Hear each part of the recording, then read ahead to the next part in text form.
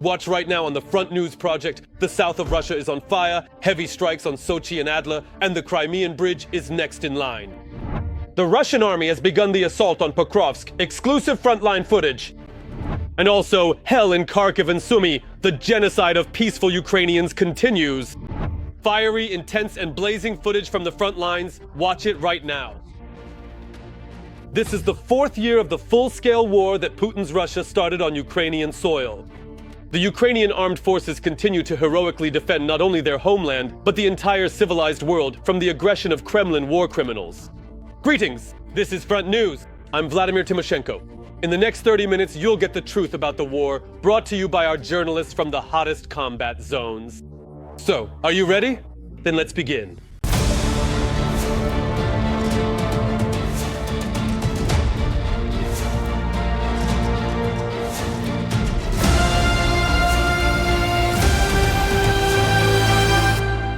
And let's start right away with a very telling aspect. Why are they bombing Sochi? Shouldn't they be bombing Russia? This phrase from a local resident during the drone attack instantly went viral. And it's not even about the fact that people in Sochi no longer want to be associated with Moscow. The point is that as of 2025, there are no peaceful regions left in the Russian Federation. Ukrainian Armed Forces drones are capable of striking and will strike military targets throughout the entire territory of Russia. Watch the report by TSN Week correspondent Oksana Radionova for the most notable strikes in recent days. This is the resort city of Sochi. For the first time since the start of the full-scale war, Ukrainian drones resembling the Lyut UAV have added something rather specific to the tourist package. But apparently, the Russian vacationers didn't like it very much, and the local residents liked it even less. Why are they bombing Sochi? Aren't they supposed to be bombing Russia? Wait, isn't Sochi part of Russia? This question has already become a meme, just like the next one. Where is Russian air defense? They've already run out of missiles. Maybe they really have run out of missiles.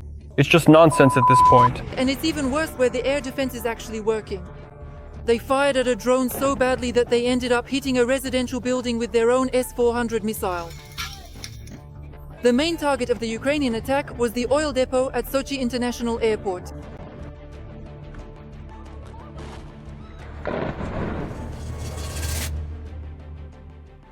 Thousands of cancelled flights at Russian airports were compounded by a new transportation collapse. Drones have identified key railway junctions important to the occupying army. These are the logistical arteries that feed Russia's war machine. If they're cut, supplies to the front come to a halt. Through Kamny, the full name is Kamenolomny Station, the Russian army transfers equipment, weapons, fuel and soldiers to the front.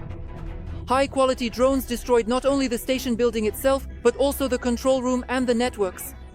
As a result, nearly 150 trains failed to arrive at their destinations on time, which undermines their offensive. And this is another station, Likaya.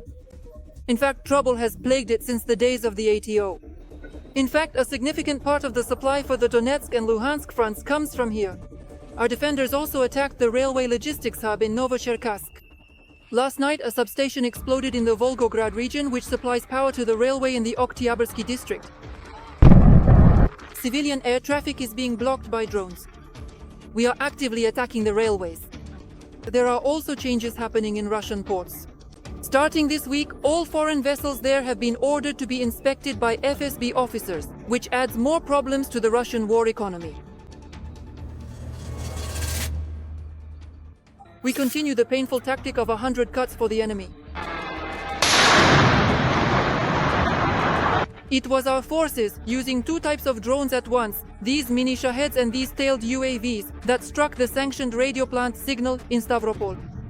This plant is key for electronic warfare systems in aviation and air defense, as well as for weapon guidance systems. And this is how the nitrogen plant in the Stavropol region was burning, a producer of raw materials for explosives, specifically nitric acid and ammonium nitrate. Drones also paid a visit to the Tambov gunpowder plant. Here, the Russians produce gunpowder both for small arms and for rockets.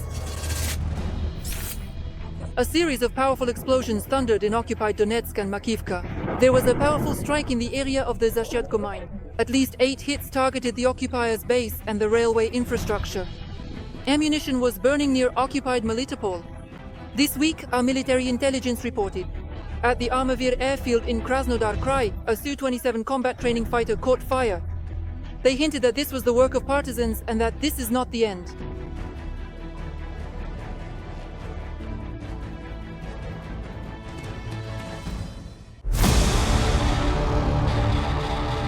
And now, an analysis of the operational situation on the much-suffering Pokrovsk direction of the front. The situation here, too, is traditionally tense to the limit. On the Pokrovsk direction, throughout the day, the aggressor carried out 39 assault and offensive actions. High activity of Russian occupiers was recorded in the areas of the settlements of Novoekonomishne, Razino, Mirolyubivka, Lisivka, Zverevo, Udachne, Orekhov, Alexeyevka, Poltavka, Kotlino, as well as in the directions of Pokrovsk, Belitske, Novukrainka, Novopavlovka, Zapovedne, and Rodinske.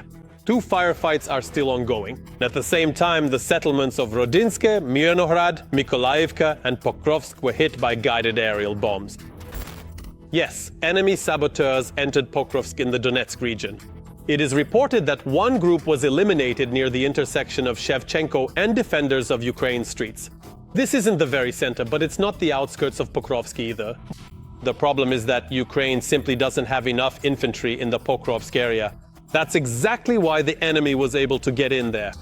This week, the regional military administration announced a mandatory evacuation from Dobropilia and 9 other settlements near Pokrovsk.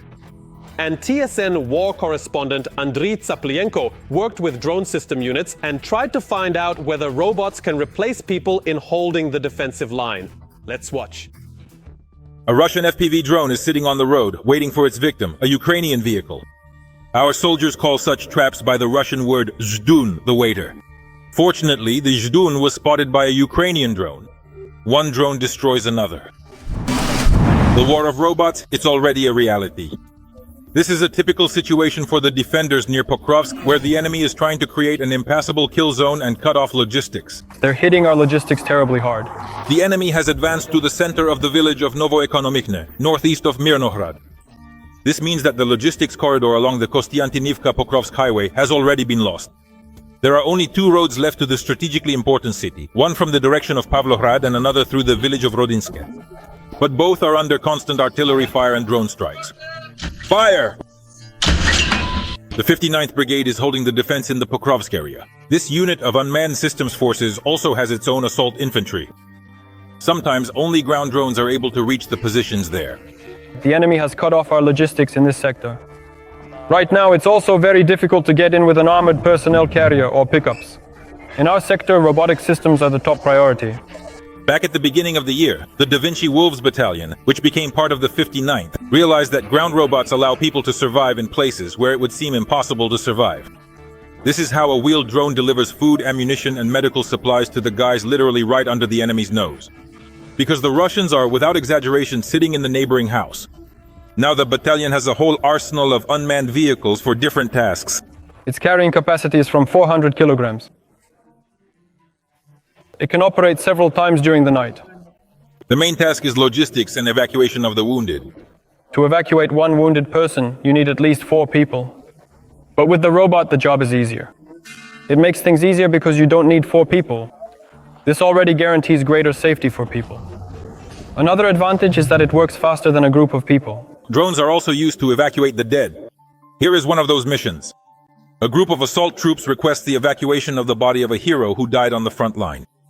A thermite drone tries to retrieve him. During the evacuation, several enemy FPV drones attack the ground drone. The robot withstands the hits. If the fallen soldier's comrades had tried to carry out his body, there would have been even more casualties.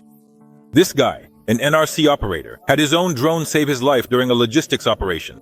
You could say the termite bought me my life. A Russian FPV attack starts on us. I see an FPV drone, it's flying straight at me. They're already shouting at me, "Run!" And I hear the FPV drone stop before landing, turn around and fly into the termite. The operator whose robot shielded him is only 21 years old. My advantage is UAVs and strike ground robotic systems. Strike ground robotic systems operating here, specifically in the Pokrovsk area, have successfully stopped several significant assaults. At that moment, the enemy was carrying out assault operations, and in fact they were successful. We were engaging the enemy from a nearby grove. Our task was to destroy the enemy.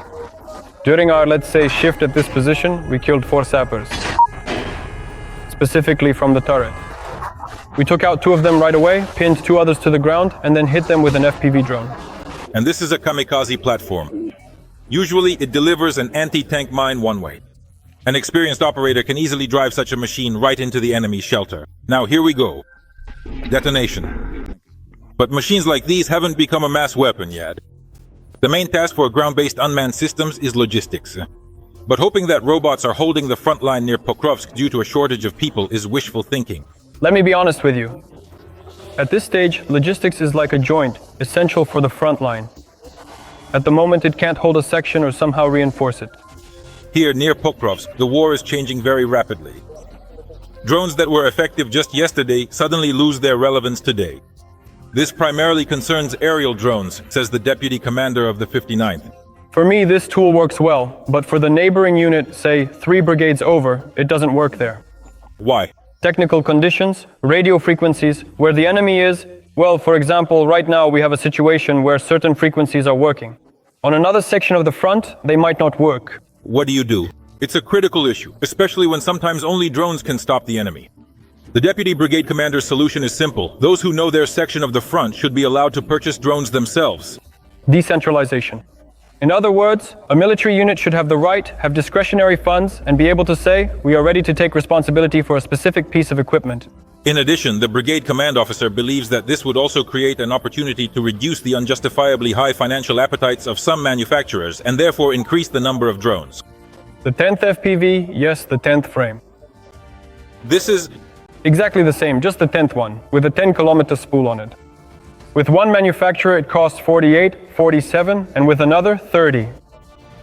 It's exactly the same thing. I don't even know what could justify artificially raising the price like that. What is it based on? Some kind of technical solution? No, they're identical. From a financial standpoint, it looks like profiteering during wartime. In other words, people are profiting and taking advantage of the war without actually thinking about the outcome, about victory, or about the limitations of our resources. The defense of Pokrovsk shows that a turning point is coming in the war. To withstand it, everyone needs to adapt quickly, both those holding the front and those supplying the ammunition.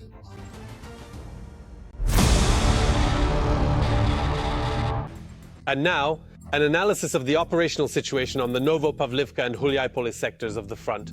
The bloody rampage of the enemy army continues here as well. On the Novopavlivka direction, our defenders repelled 5 attacks in the areas of the settlements of Zelenoy Pol, Podubnoe, Mirnoe, and towards the settlement of Timirovka. On the Hulyaipolis direction, there have been no combat clashes since the beginning of the day. However, the enemy carried out an airstrike on the settlement of Bilohiria. Yes, as you have understood, the enemy is attacking Pokrovsk, but the armed forces of Ukraine are effectively repelling these attacks. Meanwhile, Germany has delivered a 3rd Patriot air defense system to Ukraine, as previously agreed between the government of the Federal Republic of Germany and the White House. More on these and other events from the front lines of the Russian-Ukrainian war in our next report. Cannon fodder in exchange for technology.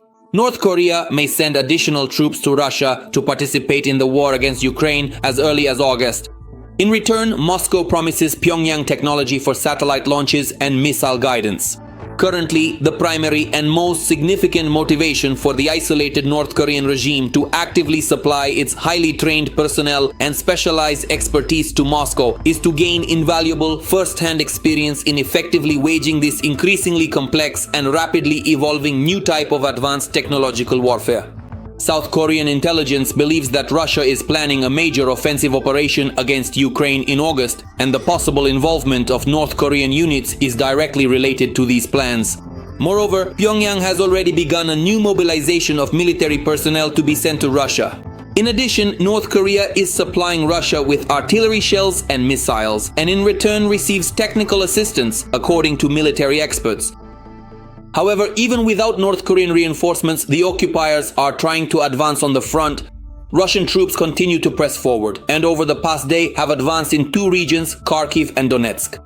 Particularly heavy fighting is currently taking place near the Volchansky Khutora in the Kharkiv region, as well as near Yablonovka and Orekhovo in the Donetsk region. At the same time, a report from the Institute for the Study of War states that the Ukrainian Armed Forces have recently advanced in the Sumy region and in Kharkiv. In particular, sources linked to Ukrainian intelligence reported that Ukrainian defenders have retaken Kondratovka, which is located north of the city of Sumy. Meanwhile, Russian military correspondents claim that the Ukrainian armed forces have counterattacked near Varachin, Sadki and Yunakovka. Ukrainian troops have recently advanced in the north of the Sumy region and near Veliki Borluk and Lyman. Russian forces have recently advanced near Siversk, Toretsk, Novopavlivka and Velika Novosilka. However, such minor advances are coming at a very high cost to the occupiers. For example, for the first time in a long while on the Pokrovsk front, the Russians deployed armored vehicles into battle. But here's the problem. The column was destroyed by precise artillery and drone fire. First, artillery fire destroyed the vehicles at the front of the column, after which the UAV operators took over. Despite the fact that the Russian armored vehicles were equipped with anti-drone protection, enemy equipment was burned and the advance was halted by FPV drone strikes and dropped munitions. It is also reported that during the repulsion of the occupiers' attacks, the Ukrainian Armed Forces managed to eliminate the commander of the 83rd Motorized Rifle Regiment of the 69th Motorized Rifle Division of the Russian Army, Colonel Lebedev, who was leading the assault on the Kharkiv region. The occupier was specifically responsible for that new direction near the village of Milov, where the Russians began their offensive a few weeks ago. As a result, yet another assault attempt ended for the enemy with the loss of their commander. You know, if we talk about every Russian swan, there's a swan lake for each of them. That I can definitely guarantee on behalf of the defense forces. The commander of the assault regiment. Of course, we can see that these Russians are certainly not making things any easier. Things aren't going well for the invaders in the skies either. In the past 24 hours, our soldiers managed to bring down at least 17 Russian reconnaissance drones. The occupiers also lost quite a bit of their heavy equipment over the past day. Not a day goes by without strikes even inside Russia itself. Because of our drone attack, the railway operations there have been disrupted, trains are delayed and airports are not functioning. This time, the strike hit the Volgograd region. It is along this route that Russia transports military cargo to the front. Local Telegram channels are also publishing footage of a fire at the local oil depot. Hits were also recorded there, but the information has not been officially confirmed by Russia. In addition to the Volgograd region, explosions occurred in 12 other regions and in annexed Crimea. The Kremlin claimed that 99 drones were allegedly shot down. Due to the attack, more than 70 flights were cancelled or delayed at Pulkovo airport. And now a major announcement from Vilnius. Lithuania is helping Ukraine purchase an additional Patriot system. The country's defense minister announced the intention to join the procurement of American air defense systems for Kyiv. Lithuania plans to allocate up to 30 million euros to achieve this goal. Let me remind you, recently, US President Donald Trump announced the transfer of Patriot air defense systems to Ukraine with the support of NATO countries, assuring that Kyiv would receive 17 such systems. And the first of them was provided to us by Germany. The Bundestag sent 3 Patriot air defense systems to Ukraine and is negotiating the delivery of a 4th. In total, Berlin is prepared to provide us with as many as 5 systems. There is also discussion about the possibility of Germany supplying Ukraine with long-range missiles.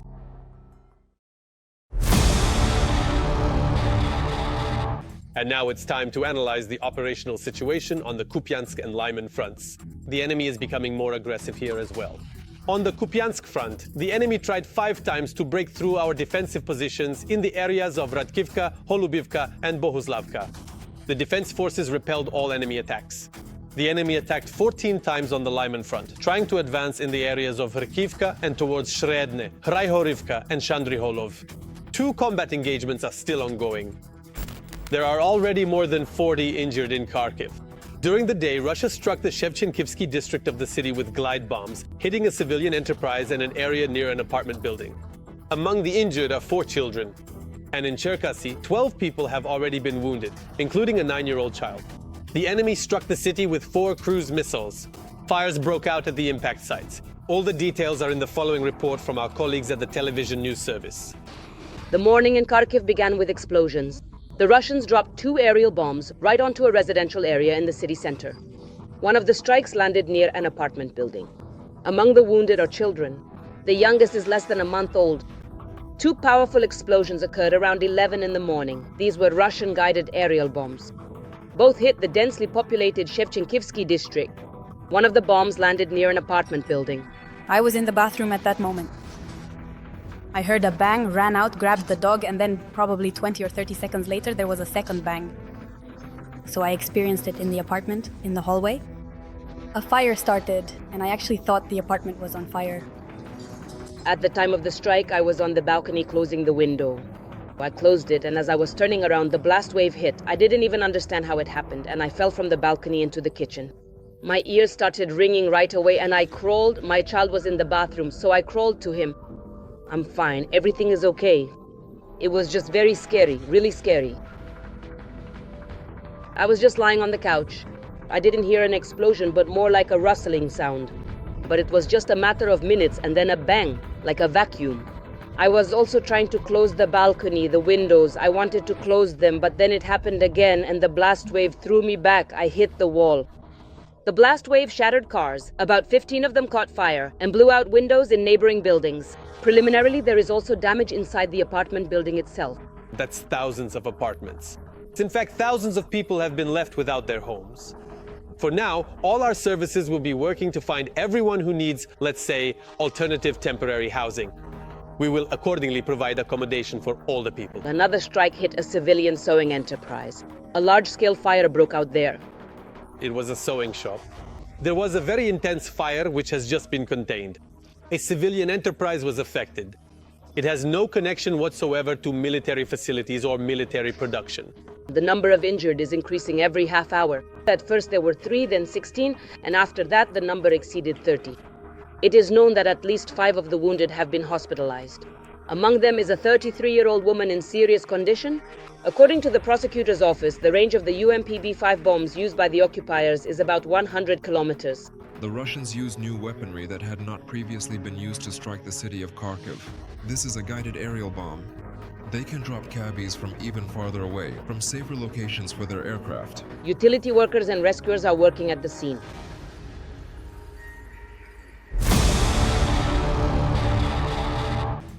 And now, an analysis of the operational situation on the Siversk, Kramatorsk, and Toretsk fronts. The Russian world continues to destroy, kill, and maim here as well.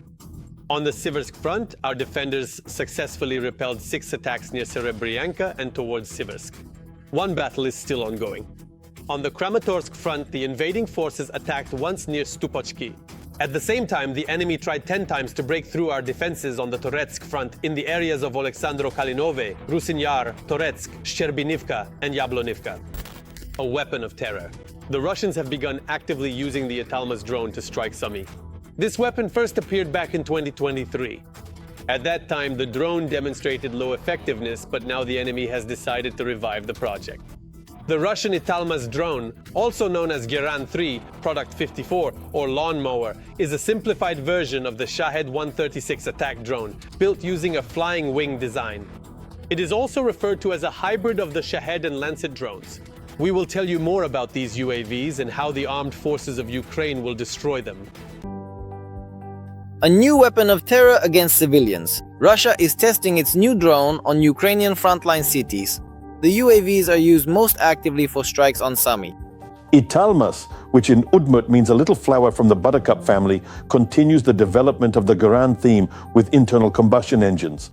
But this is a completely domestic development, although it does remotely resemble the Iranian Shaheds.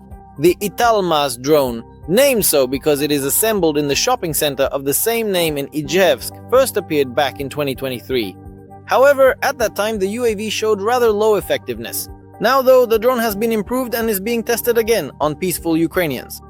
There is nothing mysterious or enigmatic about it. People who have professional training in, say, engines. If you set the task correctly regarding the aerodynamic design, the construction will be properly developed. Essentially, Italmas is a simplified version of the Iranian Shahed. It flies a shorter distance, doesn't go as far, and carries less explosives. It has a deeper strike capability. That is, it can reach over 200 kilometers and has an enlarged warhead. So is this also a kamikaze drone? Also a kamikaze? Yes. We're talking about a flight range of up to 200 kilometers, a speed of around 150 kilometers per hour, and a warhead weight of up to 25 kilograms. But its main advantage, according to experts, is its simplicity and low production cost. If you add it all up, the engines cost about $1,000, the frame, well, at most, including labor, about $100, and the radio electronic equipment. Well, that's something else somewhere, but no more than $200 or $300. So the maximum cost of such a drone is about $1,500. At the same time, the manufacturing quality is poor. But that's more than enough to cause problems for our air defense forces. The occupiers launched the Italmas in the same attack along with Shaheds, Gerans, and others. This then becomes an additional burden on our radars and mobile fire teams. If they miss the drone, the cost of destroying it is many times higher than the value of the target. After all, you don't know what it's carrying or what it's doing there. You just know for sure that it needs to be shot down. When you shoot it down, you don't count the money or think about how much it costs. That's why, if all the machine guns miss, you have to shoot it down with a missile afterwards. It's worth noting that according to the stated specifications, the upgraded Italmas drones are equipped with an artificial intelligence system. However, it's not specified exactly what kind. Artificial intelligence and the ability to control a swarm. Well, artificial intelligence can be of different levels, purposes, and uses. But the first and simplest is machine vision. This is one of the elements that can handle the task of image recognition. That's the first task. And the second task is when the system can detect targets, identify them, assign a ranking, what to strike first, what to strike second. But even that is not the limit, analysts say. Thanks to Chinese components, albeit in small quantities, the Russians are managing to integrate some very modern systems into certain UAVs. When the system can do all this, when everything works, and these drones can also communicate with each other, and there are different communication algorithms, there can be a leader and followers, meaning one says, "Do as I do," and all the others perform the same maneuver as it does. And it's not hard to guess where that maneuver will be directed: a store, a residential building, a bus stop. Experts claim that the Italmas is not suitable for military targets. Firstly, it has a relatively small warhead for striking fortified targets. And secondly, its low speed prevents it from being able to hunt mobile targets. At the same time, analysts say that the recent solution adopted by the Ukrainian Armed Forces against Russian drones in general is also perfectly suited for the Italmas. Interceptor drones, which have already been successfully shooting down Shaheds, are far superior to this UAV and can undoubtedly destroy it just as effectively. That's all for today, but very soon on Front News, you'll see new unique reports from our journalists, brought to you from the hottest spots of the war so that you know the truth. This was Vladimir Timoshenko with you. Take care of yourselves and your loved ones.